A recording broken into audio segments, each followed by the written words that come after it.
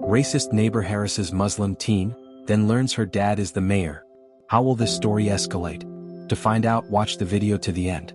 But first, please subscribe to my channel and turn on notifications to get more stories like this. It was a quiet afternoon in suburban Springfield, where the air was filled with the smell of fresh-cut grass and the distant sound of children playing. Amir Khan, a 16-year-old boy, was returning home after basketball practice. His sweat-soaked hoodie bore the word Muslim in bold letters, a gift from his dad, who often reminded him to wear his identity with pride. As Amir approached his home, he saw the gruff figure of Mr. Peterson, his next-door neighbor, standing at the edge of his lawn. A large sign in Mr. Peterson's hand screamed, "Go back to your own country."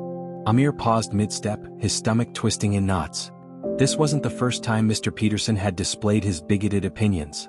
The old man had muttered rude comments under his breath and shot glares at Amir's family since the day they moved in. But today, Peterson's hostility was louder than ever. "Hey kid," Peterson barked, stepping closer. "Didn't you read the sign? You don't belong here." Amir clenched his jaw, gripping his basketball tightly. He felt the familiar sting of humiliation but refused to show weakness. "This is my home," he replied firmly. "And I'm not going anywhere." Mr. Peterson let out a harsh laugh. "Your home? People like you shouldn't even be in this country?" A small crowd began to gather, curious neighbors peeking out from windows or stopping on their walks. Some watched in silence, others whispered among themselves, too afraid, or perhaps too indifferent, to intervene. Amir's heart pounded as he stood his ground, his eyes never leaving Peterson's. The confrontation ended only when Mrs. Peterson stepped out, pulling her husband back inside and scolding him for causing a scene. Amir exhaled deeply, the adrenaline still coursing through him as he hurried into his house. His mother, Nazia, was waiting by the door, her face pale with worry. "What happened out there?" she asked, her voice trembling. "Just Peterson being Peterson," Amir muttered, setting down his basketball. "He had a sign this time."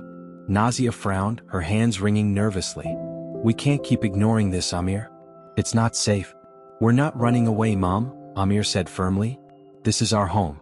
We belong here as much as anyone else." His father, Imran Khan, entered the room, overhearing the conversation. Imran was a calm and composed man, but his eyes darkened at the mention of Peterson's actions. "He won't win," Imran said quietly. "But we'll handle this carefully." The next morning, Amir woke up to find a video of the incident circulating on social media. One of the neighbors had recorded the confrontation and posted it online. The caption read, "Racist neighbor harasses teen for wearing a hoodie." The video had garnered thousands of views, with comments flooding in from people expressing outrage and support for Amir. Amir felt a mix of emotions as he scrolled through the comments. While the majority were supportive, a few trolls echoed Peterson's hateful rhetoric.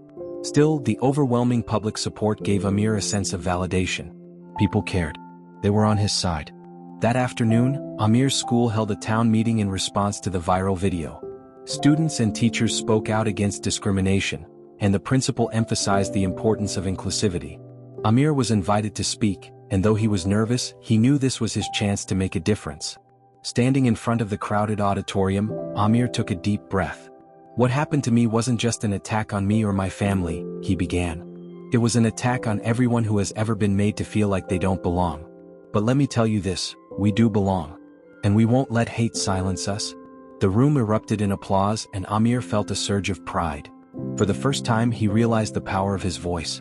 But not everyone in the community was supportive. Peterson doubled down on his behavior, placing even more inflammatory signs in his yard and making loud, derogatory remarks whenever he saw Amir's family. The tension between the two households grew, spilling over into community meetings and online forums. One evening, as Amir was studying in his room, he heard a knock on his door. It was his father holding a letter. "This just came in the mail," Imran said, handing it to Amir. The letter was from the mayor's office, inviting Amir to participate in a citywide initiative promoting tolerance and unity.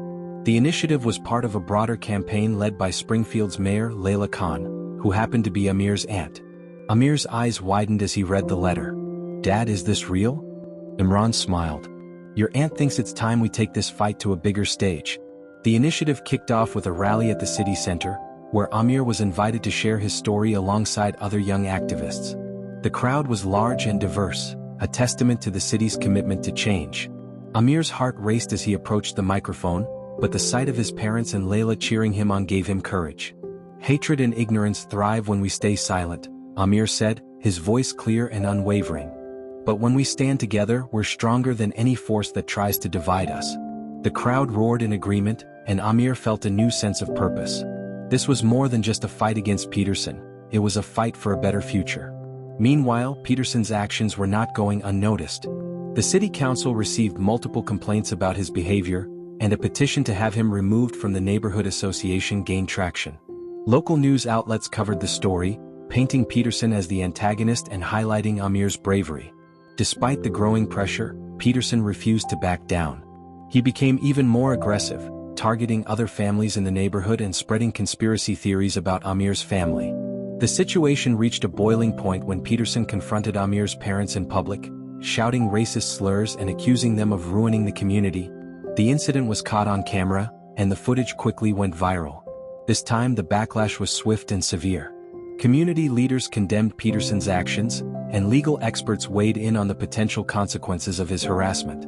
As the pressure mounted, Peterson began to unravel. His own wife, tired of his behavior, publicly apologized to the Khan family and left him temporarily to stay with relatives. Peterson's once strong network of supporters dwindled, leaving him isolated and bitter. One fateful evening, Peterson found himself face-to-face with Mayor Layla Khan at a community meeting. The room fell silent as the mayor addressed him directly. "Mr. Peterson," Layla began, her tone firm but measured, "this city has no place for hatred. Your actions have caused harm not just to one family but to an entire community. It's time you take responsibility for your behavior and reflect on the damage you've done." Peterson tried to defend himself, but Layla's presence was commanding. The room erupted in applause as she concluded her speech, and Peterson slumped in his chair, defeated. In the days following Mayor Layla Khan's firm condemnation of Peterson, the atmosphere in the neighborhood began to shift. For years, many residents had turned a blind eye to his behavior, perhaps out of fear or complacency. But now, emboldened by Layla's words and Amir's resilience, they started to take action. Peterson's property, once adorned with hateful signs, now faced a wave of community-driven counteraction. Local artists painted over the graffiti with vibrant murals celebrating diversity. One of the murals depicted a young boy holding hands with children of different ethnicities, symbolizing unity. Amir couldn't help but smile when he passed by it on his way to school. However, Peterson's resentment didn't subside. Instead, it bubbled beneath the surface, threatening to erupt. He began targeting Amir directly, leaving passive-aggressive notes on the Khan family's mailbox and even attempting to block their driveway with his car. One Saturday morning, Amir was helping his father wash the family car when Peterson walked up, glaring at them. "Enjoying your time here while it lasts?" Peterson sneered. "Because you'll never truly belong." Imran, calm as ever, wiped his hands on a rag and stepped forward. "Mr. Peterson," he said evenly, "this is our home. We have no intention of leaving. I suggest you find a way to accept that." Peterson's face turned red, but before he could respond, a group of neighbors who had gathered for a block cleanup approached. One of them, a middle-aged woman named Maria, spoke up. "Enough, Peterson," she said firmly. "We're tired of your nonsense. This community doesn't support your hatred." A ripple of agreement spread through the crowd. Emboldened by their support, Maria continued, "You can either learn to coexist with your neighbors, or you can find somewhere else to live." Peterson's mouth opened as if to argue, but no words came out. For the first time he seemed to realize how isolated he had become. Later that day, Amir sat down with his parents to discuss the ongoing tension. "I don't understand why he hates us so much," Amir said, frustration evident in his voice. "What did we ever do to him?" Nazia placed a comforting hand on his shoulder. "Sometimes people like Peterson are driven by fear and ignorance," she said gently. "It's not about you, Amir. It's about their own insecurities." Imran nodded. "The important thing is that we don't let his hatred define us. We stand strong and show the world who we are." Amir sighed, grateful for his parents' wisdom but still wrestling with his own anger. "I just wish I could do something to make him see how wrong he is." Meanwhile, Layla was working behind the scenes to address the broader issue of discrimination in Springfield. She knew Peterson wasn't the only one in the city who held such views, and she was determined to create lasting change. She proposed a series of community workshops on cultural awareness and inclusion, inviting residents to learn about each other's backgrounds and traditions. The workshops were met with enthusiasm, drawing participants from all walks of life. Amir and his family attended the first session, where they shared their story and listened to others share theirs. It was a powerful experience, one that reminded Amir of the strength that came from connection and understanding. During one of the sessions, a former teacher named Mr. Whitaker approached Amir. "I saw the video of you standing up to Peterson," he said. "You've got more courage than most adults I know. Keep being a leader." Amir smiled, his confidence growing. "Thank you, Mr. Whitaker. That means a lot." As the workshops continued, Amir decided to take his activism a step further.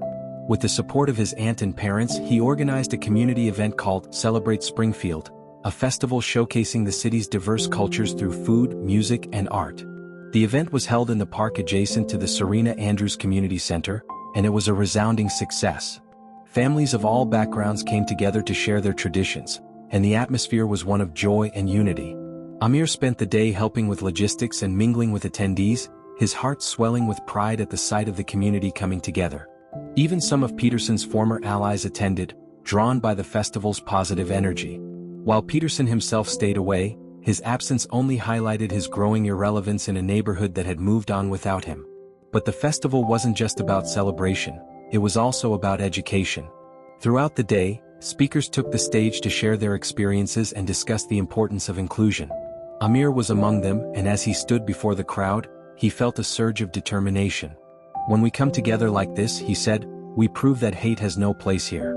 We show that our differences make us stronger, not weaker. And we send a message to anyone who tries to divide us. We will not be broken." The crowd erupted in applause, and Amir felt a sense of accomplishment he had never known before. For the first time, he saw himself not just as a victim of Peterson's hatred but as a catalyst for change. The impact of Celebrate Springfield rippled through the community.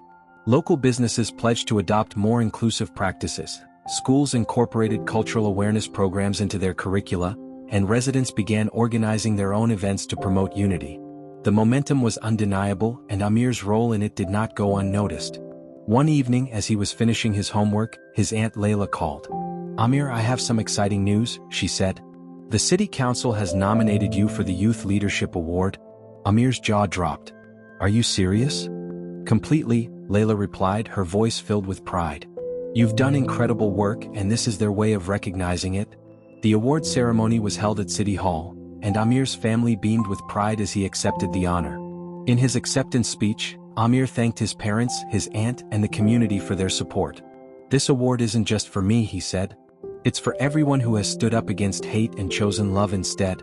As he looked out at the audience, he noticed Maria and several other neighbors smiling and clapping. Their support had been instrumental in turning the tide against Peterson's hostility, and Amir was grateful for their solidarity. But not everyone in the audience was celebrating. At the back of the room, Peterson stood silently, his face a mixture of anger and regret.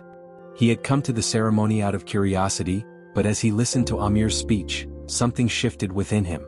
For the first time, he saw the teenager not as an adversary but as a young man with courage and conviction. The realization was uncomfortable, even painful, but it planted a seed of doubt in Peterson's mind. Could he have been wrong all along? The morning after the award ceremony, Amir woke up to find a bouquet of flowers and a handwritten note on the family's porch. He picked it up curiously and read the note aloud to his parents. "I may have been wrong about you and your family, Mr. Peterson." Amir stared at the note in disbelief. "Do you think this is a joke?" he asked his parents, his voice tinged with skepticism. Imran examined the note, his brow furrowed. "I don't know," he admitted. "But it seems like a step forward." Nazia sighed. "Let's not jump to conclusions. Actions speak louder than words." Over the next few days, Amir noticed subtle changes in Peterson's behavior. The hateful signs disappeared from his yard, and he no longer glared at Amir's family when they passed by. It was as though Peterson was retreating into the shadows, unsure of how to navigate his new feelings. But Amir wasn't ready to let his guard down. "It's too soon to trust him," he told his aunt Layla during one of their weekly calls. "I understand," Layla replied. "Change doesn't happen overnight. But sometimes small gestures can lead to bigger transformations." Amir wasn't convinced, but he decided to remain cautiously optimistic. After all, the momentum of the community's unity was undeniable, and he didn't want to let Peterson's past actions overshadow the progress they had made. One afternoon, as Amir was heading home from school, he noticed Peterson sitting on his porch, staring at the bouquet of flowers he had sent. For a moment, Amir considered walking past him without a word. But then he remembered his parents' teachings about forgiveness and the power of dialogue. Taking a deep breath, Amir approached Peterson cautiously. "Mr. Peterson," he said, his voice steady but firm, "I got your note. What made you change your mind?" Peterson looked up, his expression unreadable. He hesitated before speaking. "I went to your award ceremony," he admitted. "I didn't plan to stay, but I ended up listening to your speech. It made me think." Amir crossed his arms, unsure of how to respond. "And what did you think?" Peterson sighed heavily. "I thought about how much I've let hate control me.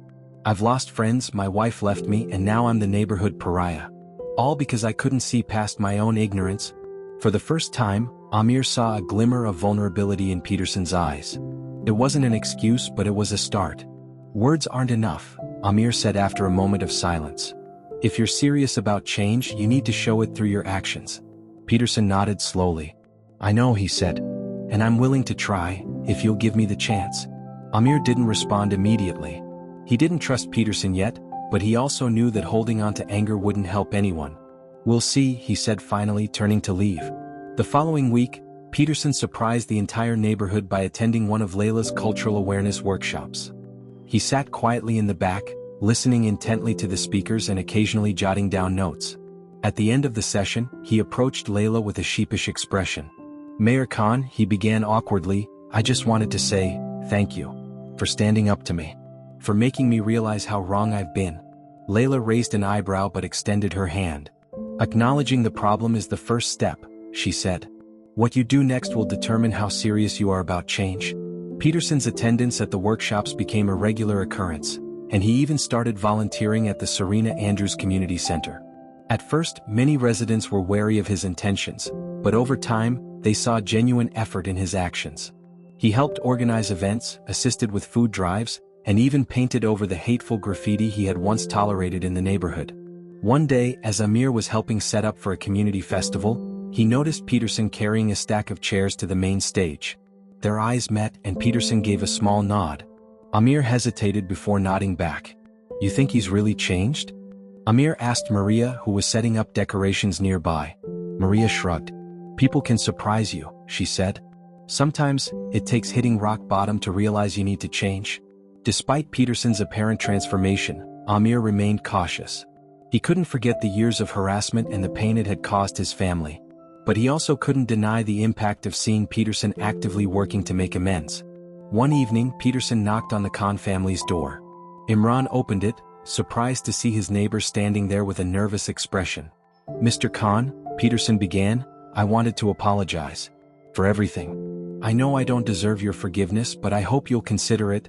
Imran studied Peterson for a long moment before stepping aside to let him in. The two men sat down at the kitchen table, talking late into the night. Amir watched from the hallway, unable to hear their conversation but curious about what was being said. When Peterson left, Imran found Amir in the living room. "He seems sincere," Imran said. "But trust takes time to rebuild. We'll see how this plays out." Amir nodded, his mind racing. He wanted to believe that people could change, but he also knew that actions spoke louder than words. As weeks turned into months, Peterson continued to demonstrate his commitment to making amends. He donated to Amir's Celebrate Springfield initiative, offered to mentor young volunteers at the community center, and even joined a citywide campaign against hate speech. One day during a community cleanup event, Peterson approached Amir with a hesitant smile. "I know I don't deserve your forgiveness," he said, "but I hope I can earn your respect." Amir looked at Peterson, his expression thoughtful. "Respect isn't given, it's earned," he replied. "But you're on the right track." Peterson nodded, a flicker of relief in his eyes. For the first time, Amir felt a glimmer of hope that maybe, just maybe, Peterson's transformation was real. Peterson's continued efforts to repair the damage he had caused did not go unnoticed by the community. While some residents remained skeptical, others began to welcome him into their circles. At the weekly workshops led by Mayor Layla Khan, Peterson often shared his experiences, admitting his faults and expressing his desire to change. "I spent years blinded by hate," Peterson said during one session. "I thought I was protecting something, but all I did was isolate myself and hurt others. I can't undo what I've done, but I'm here to learn and do better." His words were met with mixed reactions. Some applauded his honesty, while others sat in silence, still wary of his intentions. Amir, sitting at the back of the room, listened intently but kept his thoughts to himself. He appreciated Peterson's willingness to confront his past, but trust wasn't something he could easily give. The following weekend, Peterson showed up at the Serena Andrews Community Center with a toolbox in hand. The center was hosting a renovation day, and volunteers were needed to repaint walls, fix furniture, and install new shelves. Peterson worked tirelessly, assisting wherever he was needed and taking instructions from the younger volunteers without hesitation. During a lunch break, Amir found himself sitting across from Peterson at one of the picnic tables. The air between them was tense but not hostile. "You've been showing up a lot lately," Amir said, breaking the silence. Peterson nodded, taking a sip of water. "It's the least I can do. I've caused enough harm." Amir studied Peterson's face, searching for any hint of insincerity. "Why now?" he asked. "Why decide to change after all these years?" Peterson set down his water bottle, his expression somber. "Because I realized I was wrong. Watching you stand up for yourself, seeing the way this community came together, it made me question everything I thought I knew. And I didn't like the person I saw in the mirror." As the renovation project continued, Peterson's actions spoke louder than his words. He stayed late to clean up, helped carry heavy furniture, and even brought snacks for the volunteers. Slowly but surely, he began to earn the respect of those around him. Amir, still cautious, couldn't help but notice the difference in Peterson's demeanor. The man who had once been filled with anger and hostility now seemed genuinely remorseful. It didn't erase the pain he had caused, but it was a step in the right direction. One afternoon, as the volunteers gathered to admire their progress, Peterson approached Amir. "I know I have a long way to go," he said, "but I hope you can see that I'm trying." Amir nodded, his expression neutral. "Keep trying," he said simply. As Peterson worked to rebuild his reputation, Amir focused on his own projects. The success of the Celebrate Springfield Festival had inspired him to launch a series of community initiatives, including mentorship programs, cultural exchange events, and youth leadership workshops. With the support of his parents, his Aunt Layla, and the Serena Andrews Community Center, Amir became a prominent figure in the community. One of Amir's favorite projects was a storytelling event called Voices of Springfield, where residents were invited to share their personal stories. The event aimed to foster understanding and empathy, and it quickly became a beloved tradition. During one session, Peterson surprised everyone by taking the stage. He held a piece of paper in his trembling hands, his voice unsteady as he began to speak. "My name is George Peterson," he said, "and for most of my life I was a hateful man. I hurt people who didn't deserve it, and I pushed away anyone who tried to help me. But today I want to tell you about the moment that changed everything." Peterson recounted the day he had confronted Amir on the street, holding the hateful sign that had sparked the viral video. He described the shame he felt when he saw the backlash online and the fear of losing what little he had left. But most of all, he spoke about the courage he saw in Amir and the community that had rallied around him. "I realized that the hate I carried wasn't protecting me, it was destroying me," Peterson said, his voice breaking. "And I knew I had to change." The room was silent as Peterson finished his story. For a moment no one spoke. Then one by one the audience began to clap. Amir watched from the back, his emotions conflicted. He admired Peterson's bravery in admitting his faults, but forgiveness was still a journey. In the months that followed, Peterson's transformation became more evident. He volunteered at local schools, sharing his story with students and encouraging them to embrace diversity. He also became a regular attendee at city council meetings, advocating for policies that promoted inclusivity and equity.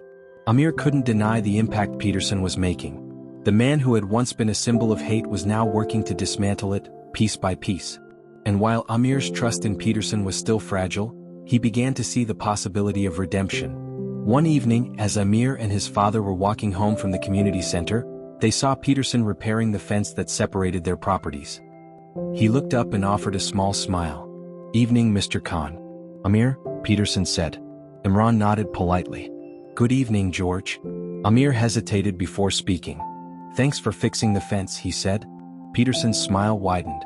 "It's the least I can do." As the community continued to heal, Amir found himself reflecting on the power of forgiveness. It wasn't easy and it didn't erase the pain of the past. But it also didn't mean forgetting or excusing what had happened. For Amir, forgiveness was about reclaiming his own peace and moving forward without carrying the weight of anger. One day during a community picnic, Amir approached Peterson. "You've been working hard," he said.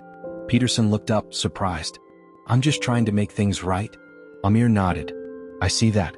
And I appreciate it. The two stood in silence for a moment, the tension between them finally beginning to ease. It wasn't a perfect resolution, but it was a start. Here's the fifth batch of 1,500 words for the story. The transformation in the community was undeniable. The tension that had once plagued Springfield began to dissipate, replaced by a newfound sense of unity and purpose. Amir's leadership and Peterson's efforts to make amends became symbols of what was possible when people confronted hate with compassion and resilience. Peterson's ongoing participation in community initiatives was met with mixed reactions. While many admired his dedication, others remained skeptical. Some whispered that he was only trying to save face, while others speculated that his efforts were a way to avoid further consequences for his past actions.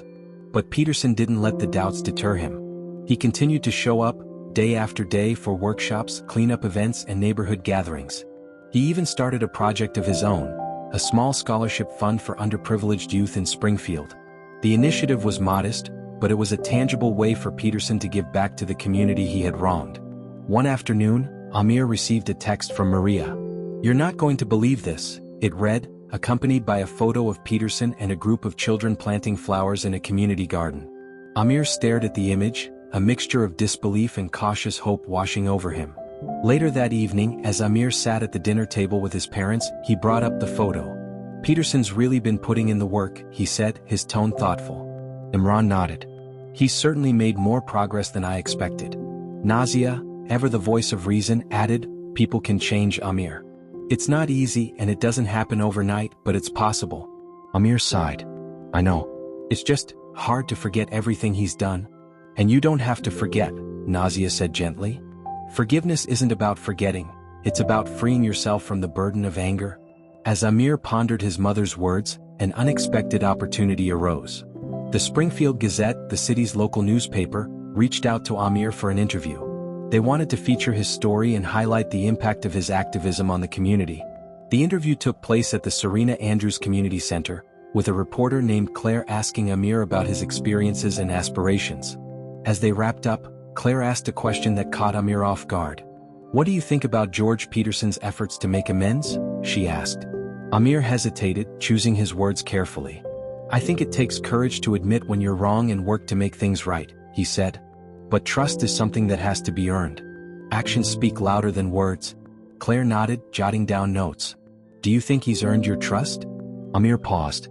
"He's on his way," he said finally. "But only time will tell." The article, published a week later, painted a vivid picture of Springfield's journey from division to unity. It highlighted Amir's role as a catalyst for change and included quotes from community members who praised his resilience and leadership. Peterson was also mentioned, his efforts framed as an example of the potential for redemption. The response to the article was overwhelming. Messages of support poured in from across the city, and Amir found himself the subject of admiration and gratitude. But amidst the praise, he also received a letter that left him deeply moved. The letter was from a young boy named Yusuf, who lived in a nearby town. "Dear Amir," it read, "your story gave me hope. I've been bullied for being different and sometimes it feels like no one understands. But seeing what you've done makes me believe that things can get better. Thank you for being brave." Amir folded the letter carefully, his heart swelling with a mix of pride and responsibility. He realized that his actions had the power to inspire others, and that knowledge fueled his determination to continue making a difference. Meanwhile, Peterson's journey of redemption continued to unfold. He began attending a support group for individuals seeking to confront and overcome their prejudices. The group, led by a compassionate counselor named Dr. Thompson, provided a safe space for participants to reflect on their actions and learn from one another. During one session, Peterson shared his story with the group. "I let fear and ignorance dictate my actions," he admitted. "But I'm trying to change that. I want to be someone my community can respect, not someone they fear." Dr. Thompson nodded, her gaze empathetic. "Change is a process, George," she said. "It's not about being perfect, it's about making progress." As Peterson's efforts gained traction, Amir began to see the ripple effects of their community's transformation. The youth mentorship program he had started flourished, with dozens of young people participating in workshops and activities designed to build confidence and foster connections. One of the participants, a shy girl named Layla, approached Amir after a workshop. "I used to be scared to speak up," she said, her voice barely above a whisper. But seeing you stand up for what's right makes me want to be brave too. Amir smiled, his heart swelling with pride. You're already brave, Layla, he said. And you have a voice that deserves to be heard. The months passed and Springfield continued to heal. The neighborhood that had once been a battleground of division now thrived as a hub of unity and collaboration. Amir's projects expanded, with local businesses and organizations stepping in to offer support. One evening, during a community celebration, Amir found himself standing next to Peterson. The two watched as children played games, families shared meals, and neighbors laughed together. You've done good work, Peterson said, breaking the silence. So have you, Amir replied, his tone measured. Peterson nodded, a hint of a smile on his face. I know I can't change the past, he said, but I'm grateful for the chance to build a better future. Amir looked at Peterson, his expression thoughtful. We all have a role to play, he said, and it's up to us to decide what that role will be. As the celebration continued, Amir felt a sense of closure he hadn't expected. The journey had been long and challenging, but it had also been transformative. He had learned that change was possible, even for those who seemed beyond redemption. And while the wounds of the past couldn't be erased, they could be healed. For the first time, Amir felt a sense of peace. He had stood up for what was right, inspired others to do the same, and witnessed the power of community in action. And as he looked out at the crowd, he knew that Springfield's story was far from over. It was just beginning. The celebration continued into the night, with music, laughter, and the glow of string lights creating a magical atmosphere. Amir wandered through the crowd, exchanging smiles and greetings with neighbors who had become friends. The sense of community was palpable, and it filled him with hope for the future. As he approached the stage where the evening speeches were set to take place, Amir spotted his Aunt Layla speaking with Dr. Thompson. They waved him over, and Layla pulled him into a warm embrace. You've done so much, Amir, she said, her voice filled with pride. I hope you realize the impact you've had.